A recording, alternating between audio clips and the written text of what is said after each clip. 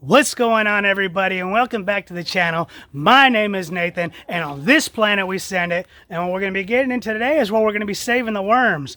For those of you who saw the video that I just published today, and I just made it yesterday about winter solstice, I was talking about two things. Number one, how I had not inspected my worms in a little bit, and how it had been raining. So there's no better way other than just to show you what's going on, and then as soon as I show you what's going to go on, I'm going to explain to you how we're going to fix it. So all right, I got a plan in place. Let's go ahead and send it. So this is exactly why I need to save the worms. They are drowning here. So what I'm going to do is try to drill in a few little extra holes here on the side to let it drain out, and then give them, and I'm going to do that right now to let the water drain out and give them a little bit more hospitable area to live in. Let's check this other one. Oh yeah. Oh yeah, these bins are really done, so I need to get them out of here. Let's see here. Let's see if we got anyone's. I may not even have anyone's living over here. Out there, I still see some in there, but it doesn't look good and it doesn't smell good. So what I'm going to do is I'm going to drill some holes in here and try to get the water to drain out.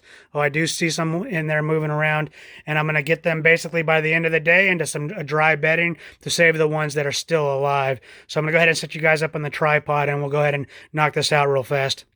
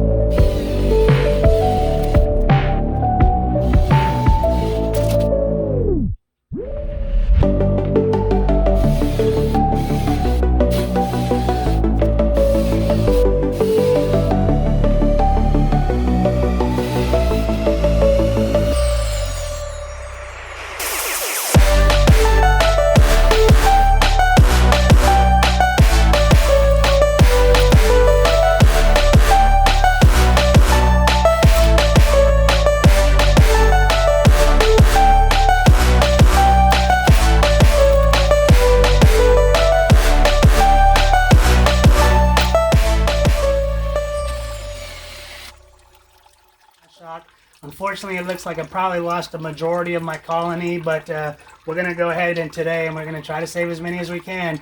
You know, just lesson learned from, hopefully you guys are learning the lesson from me. You know, make sure you're using, if you're not using good quality outside UV resistant plastic for your worm bins, then make sure that you paint them to help increase the longevity. But at a minimum, I would say the biggest lesson learned is after a rain, go out and check on them, and that's where I kind of screwed up. So hopefully you guys learn from me. And yeah, we'll go ahead and I'll bring you guys back here in a couple of hours once this dried out a little bit, and then we'll transfer them over. And the good thing is that the ones that do survive, they're going to be getting a very nice home here in the very near future. As for those of you guys following along with my garden video, garden vlogs, you know that I have something in store coming up. All right, I'll see you on the next clip.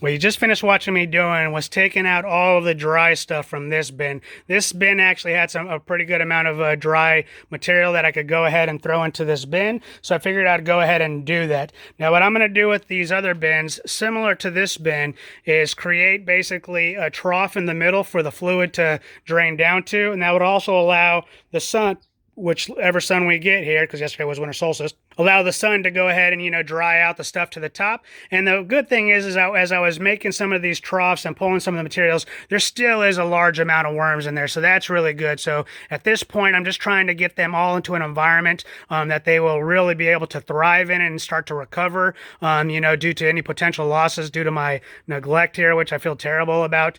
So what I've done is in this bin, as you kind of saw me finishing, is I put a layer of about 4 to 5 inches of cardboard at the bottom. And then I put all the material in there, to include emptying out that bin back there and all the dry material from this bin. And then after I basically filled that up with maybe about 50% of wet material, I went ahead and covered it with another layer of cardboard. The cardboard is serving two purposes. Number one, to absorb the fluid that's already in there, to also make that a little bit more better of an environment, not as wet. Also give them a drier area to get to. But the cardboard, once it absorbs the fluid, will then be food that the worms really enjoy. So in the meantime, let me go ahead and step over here and hopefully not trip. What I'm going to do right now, and what you're going to see me come back to once it's all done, is I'm going to make these troughs in all three bins. And when we get back to it, we're going to start pulling out the dry stuff. And I'm going to create one more bin in preparation to empty everything out to. And then hopefully they'll be able to start thriving for the week or two that they'll be in these bins prior to me moving them over to the new bin that I'm very excited to bring you guys shortly after Christmas. Had to switch over to the GoPro real fast, but you can see what I'm trying to do is working. The liquid is draining down, so we're gonna go ahead. This is on this bin. Let's take a look over here.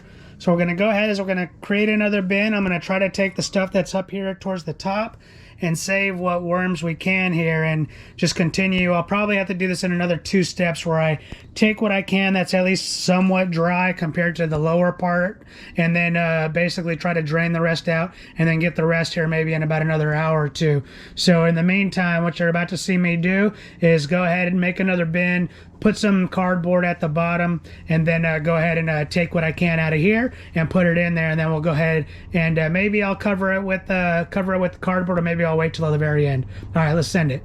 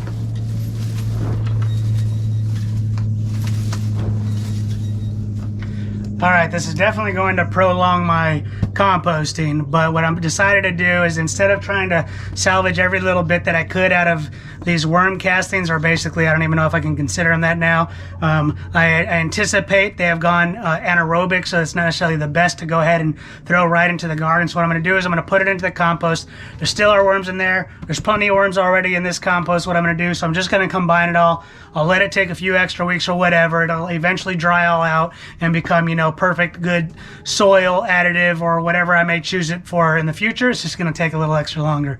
So let's just go ahead and toss all this other stuff in here, not waste too much extra time, and then we'll just let the nature and the worms kind of revive, rebound, and then just restore the health to the soil that was going to be, and then also to help improve the soil that this compost is going to be, if there's enough space.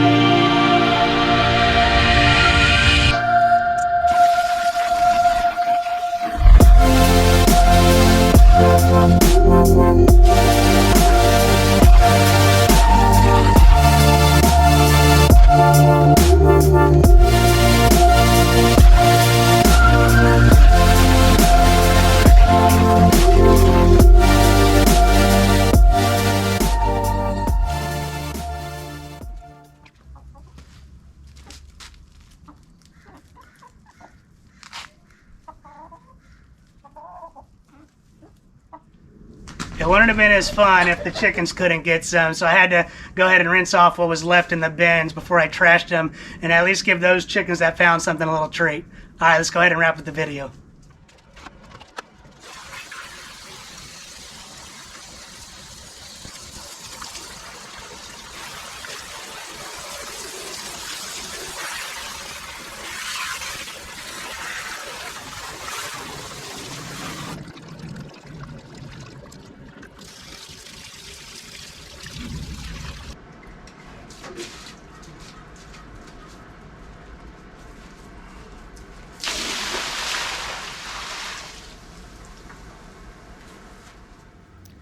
All right, that's going to go ahead and wrap up this video. One of the things I kind of want to explain, two quick tidbits that I did off camera, or at least I was explaining, I didn't necessarily explain to you guys, is as soon as I went over to, after I left the chickens out and I went over there and I started picking up the plastic pieces that remained, they all went over there and seemed like they found every other worm that was there. So they definitely got a treat today on some others' misfortune. And then also for the, basically all the fluid that was coming out of the bins, I don't really think that's good quality stuff. As a matter of fact, it might even be dangerous. But I kind of have a personal theory that, you know, maybe if I dump all that into my garden, which as you saw me do, it may have some initial bad reactions, but I think in the long run, there's a lot better bacteria and biology in the soil that's already established. If there's any issues, it won't last long. So we'll go ahead and monitor that for the next garden update and see how that may or may not have affected my in-ground garden. But at least for right now, the worms are in a good place. I'm about to move them to the garage so that the outside temperatures are less fluctuating for them, being that they'll be mostly inside, but the garage necessarily isn't insulated. And that should be able to go ahead and hold them over until we get to the next worm project that I'm really excited to bring to you guys and on their new home. Not now, based on everything that's kind of happened, I'm not really too sure how I'm going to basically adapt them over, but we'll figure that all out when we get there. But anyways, thank you for watching. I hope you enjoyed this video, and I'll see you on the next one.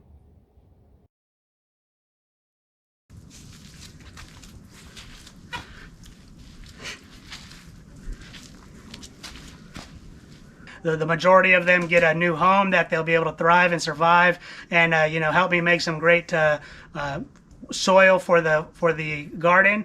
And then also the chickens get a few. I think the phrase goes, "It ain't no fun unless the homies can't get."